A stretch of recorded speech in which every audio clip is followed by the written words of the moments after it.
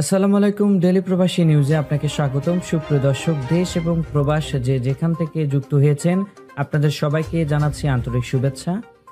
সুপ্রিয় দর্শক, আজকের খবরে আলোচনা থাকছে সৌদি যুবরাজের কেলেঙ্কারি ফাঁস। জানিয়ে দেব এই খবরটি সম্পর্কে বিস্তারিত সংবাদ। পুরো ভিডিওটি দেখে বিস্তারিত জেনে নেবার অনুরোধ থাকলো। সৌদি যুবরাজ মোহাম্মদ বিন সালমানের বিরুদ্ধে মানবাধিকার লঙ্ঘন ও রাষ্ট্রীয় অর্থ অপব্যবহারের অভিযোগ উঠেছে।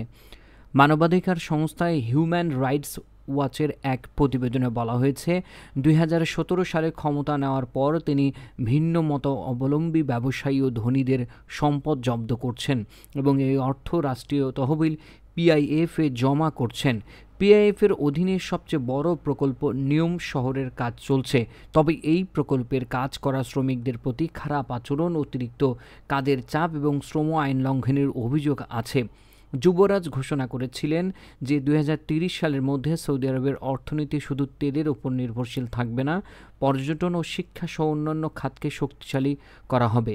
তবে এসব উন্নয়ন প্রকল্পের মানবাধিকারের বিষয়গুলো উপেক্ষা করা হচ্ছে বলে অভিযোগ উঠেছে। এতক্ষণ আমাদের সঙ্গে থাকার জন্য অসংখ্য ধন্যবাদ। পরবর্তী সংবাদ দেখার আমন্ত্রণ জানিয়ে শেষ করছি এখনকার সংবাদ।